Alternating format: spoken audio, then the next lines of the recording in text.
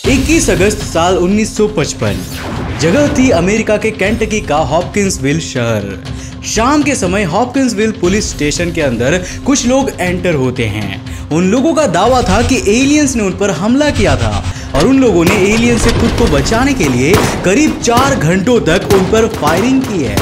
उनमें से 2 लोग एल्मर सटन और बिली रे टेलर ने बताया कि वो एलियंस उनके फार्म हाउस की खिड़की और दरवाजों से झांक रहे थे। पुलिस ऑफिसर्स उनकी इन बातों को सुनकर एकदम दंग रह गए थे। उन्हें समझ नहीं आ रहा था कि इस सिचुएशन में उन्हें क्या करना चाहिए। उन लोगों के दावे बेहद ही अजीब और डरावने थे। आई गेस आपने भी आज तक एलियंस और इंसानों के बीच हुए ऐसे किसी एनकाउंटर के बारे में तो नहीं सुना होगा। एलियंस ऑफ द पास्ट के एपिसोड 1 को आप सभी लोगों ने बहुत ज्यादा पसंद किया था और आज मैं आपके लिए इसका एपिसोड 2 लेकर हाजिर हूँ। आज हम बात करने वाले हैं केली हॉपकिंसविल एलियन इंसिडेंट की। वो इंसिडेंट जहां 11 लोगों ने 4 घंटों तक एलियंस का मुकाबला किया। आखिरकार क्या थी ये स्टोरी, जानने के लिए इसे अंत तक जरूर देखना। तो हेलो गाइस, मैं हूं कौशिक और चलिए शुरू करते हैं आज के इस नए एपिसोड को। ये कहानी शुरू होती है हॉपकिंसविल शहर की बाहरी बाउंड्रीज पर बसी एक छोटी सी जगह केली से। सबसे पहले आपको इस कहानी के कैरेक्टर्स के बारे में जान लेना चाहिए। ग्लेनी लैंगफोर्ड नाम की एक बूढ़ी औरत सटन फार्म हाउस में अपनी 3 बेटियों लॉनी, चार्ल्टन और मैरी के साथ रहती थी।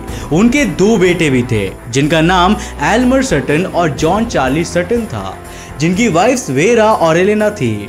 एलेना के 2 भाई थे, ओपी बेकर और बिली रे टेलर, और बिली रे टेलर की वाइफ जून टेलर।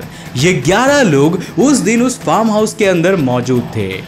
ग्लेनी लैंगफोर्ड और उनकी 3 बेटियों को छोड़कर बाकी सभी लोग कार्निवल्स में परफॉर्म किया करते थे और उस दिन अपनी दादी के घर उनसे मिलने आए हुए थे।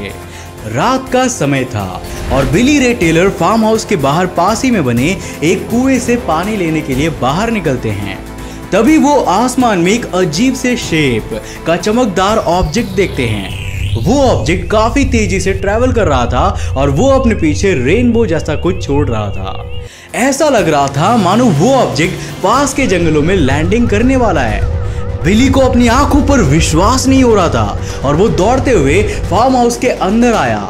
उसने एल्मर सटन का हाथ पकड़ा और उसे बाहर की ओर खींचता हुआ लाया, लेकिन तब तक वो ऑब्जेक्ट वहां से जा चुका था।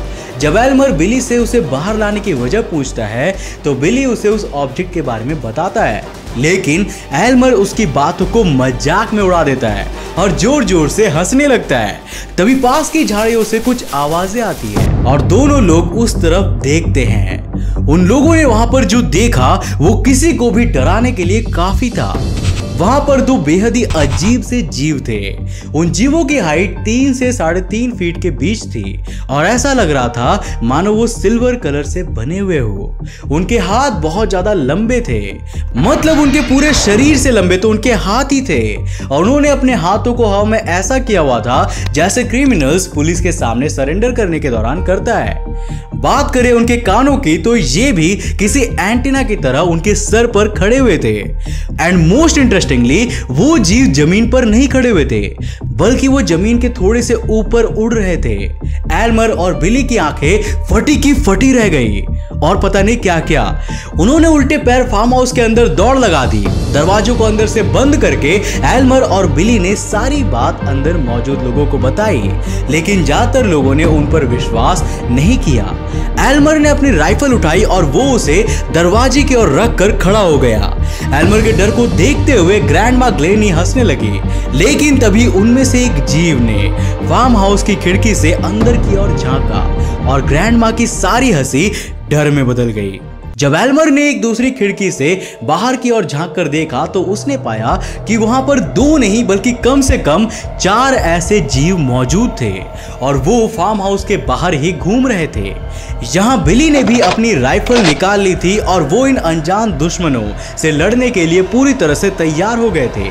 उनमें से किसी ने भी ऐसे जीवों को पहले कभी भी नहीं देखा था और वो ये समझ चुके थे कि ये जीव किसी दूसरी दुनिया से आए हुए एलियंस है। वो एलियंस बार बार फार्म हाउस की खिड़कियों से अंदर की ओर झांक रहे थे और दरवाजों को खोलने की कोशिश भी कर रहे थे।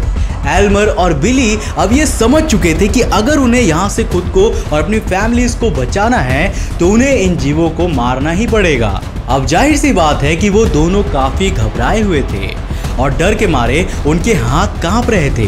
तभी उनमें से एक एलियन खिड़की से अंदर की ओर झांकता है और अचानक से हुई उस मूवमेंट से डरकर एल्मर अपनी शॉटगन से फायर कर देता है।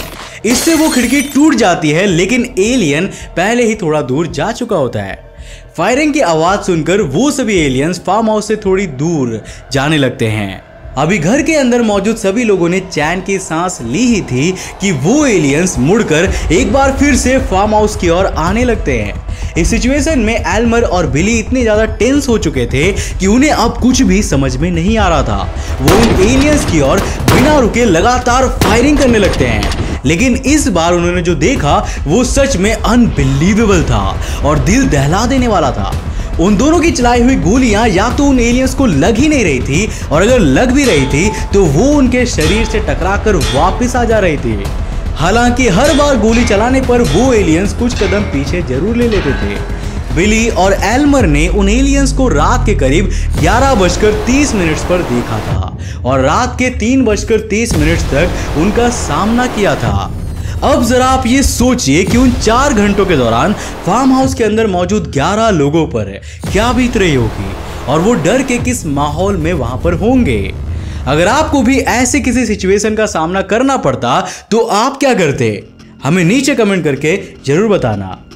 खैर, रात के 3:30 बजे वो एलियंस वापस झाड़ियों की ओर जाने लगे और देखते ही देखते आंखों से ओझल हो गए। फार्म हाउस के अंदर बंद वो लोग इतने सहमे हुए थे कि उन एलियंस के जाने के बाद भी वो लोग ये सोचकर बैठे थे कि शायद वो एलियंस वापस लौटेंगे और अगली बार वो उन्हें नहीं छोड़ेंगे। एलियंस के जाते ही सभी लोगों ने फार्म हाउस को छोड़कर वहां से भागने का निर्णय लिया। रात के 3:30 बजे फार्म हाउस से निकलने के बाद वो लोग अगली शाम को हॉपकिंसविल पुलिस स्टेशन पहुंचे और उन्होंने पुलिस ऑफिसर्स को उनके और एलियंस के बीच हुए एनकाउंटर के बारे में बताया। पुलिस ऑफिसर्स ये विश्वास करने को तैयार ही नहीं थे कि उन लोगों ने एलियंस जैसे किसी चीज को देखी और उस पर गोली भी चलाई है और वो गोली उन्हें ना लगकर वापस आ गई थी। ऐसा कुछ उन्होंने आज से पहले कभी भी नहीं सुना था।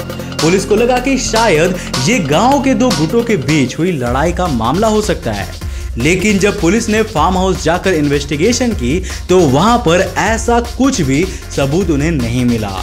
फार्म हाउस की खिड़कियों और दरवाजों पर फायरिंग के निशान साफ साफ देखे जा सकते थे।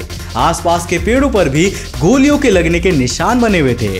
कुछ दूरी पर रहने वाले दूसरे लोगों ने बताया कि रात के समय उन्होंने सर्टन फार्म हाउस के पास से जबरदस्त गोलियां चलने की आवाजें सुनी थी और रात के करीब 3:30 बजे उन लोगों को वहां से भागते भी देखा था। उस समय वो लोग बहुत ज्यादा डरे हुए थे और बार बार यही कह रहे थे कि वो जीव वापस लौटेंगे और उन्हें नहीं छोड़ेंगे।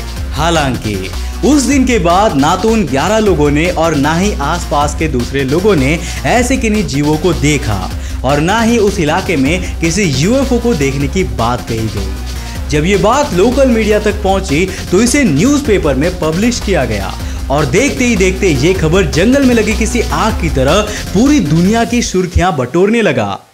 ऑब्वियसली जब कोई न्यूज इतनी ज्यादा फेमस होती है तो अलग अलग लोग इस पर अपना रिएक्शन जरूर देते हैं। दुनिया भर में वो जीव लिटिल ग्रीन मैन के नाम से फेमस हो गए क्योंकि उन्हें पहली बार झाड़ियों में से बाहर आते हुए देखा गया था।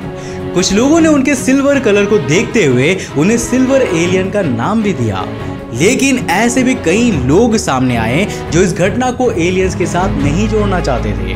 उन्होंने कहा कि ये रात में शिकार पर निकलने वाले कोई पक्षी हो सकते हैं और काफी चांसेस है कि ये ईगल, आउल या ग्रेट हॉर्न्ड आउल हो सकते हैं क्योंकि उनकी हाइट और बॉडी स्ट्रक्चर काफी हद तक वैसे ही था जैसे कि इन पक्षियों का होता है। तो क्या ये एलियंस महज कुछ पक्षी थे? वेल, अगर ये पक्षी होते तो क्या आपको लगता है कि ये इतनी सारी गोलियां चलने के बाद भी वहां 4 घंटों तक रहते? I don't think so. अगर वो पक्षी होते तो वो 1 से 2 गोली के बाद ही अपनी जान बचाकर वहां से भाग जाते। कुछ लोगों ने इस पर तर्क दिया कि शायद वहां पर उनके घोंसले मौजूद थे और वो उनकी ही सुरक्षा कर रहे थे। लेकिन वहां पर पुलिस को अगर कोई घोंसला मिला होता तो शायद ये खबर अगले दिन न्यूज़पेपर में भी नहीं छपी होती। दूसरी बात, पक्षियों को तो गोलियां जरूर लगनी चाहिए थी और ऐसे में पुलिस को वहां पर खून के निशान और पक्षियों के पंख तो जरूर मिलने चाहिए थे, लेकिन उन्हें वहां पर ऐसा कुछ भी नहीं मिला। बिली रे टेलर ने आसमान में जिस ऑब्जेक्ट को देखा था उसे भी आसमान से गिरता मीटियोर कहकर नकार दिया गया। अमेरिका में एलियंस और यूएफओ से रिलेटेड केसेस को स्टडी करने वाले प्रोजेक्ट ब्लू बुक ने भी इसे उन 11 लोगों का वहम और गलतफहमी कहकर केस को क्लोज कर दिया। वैसे आप इसके बारे में क्या सोचते हैं? क्या उस रात एलियंस ने सच में उन 11 लोगों पर हमला किया था या फिर वो केवल झूठ बोल रहे थे? हमें नीचे कमेंट करके अपनी राय जरूर देना। वैसे दोस्तों, एलियंस ऑफ द पास्ट का ये एपिसोड आपको कैसा लगा और क्या आप इस सीरीज को आगे भी कंटिन्यू होते हुए देखना चाहते हो? अगर हाँ तो हमें कमेंट्स में बताओ यार।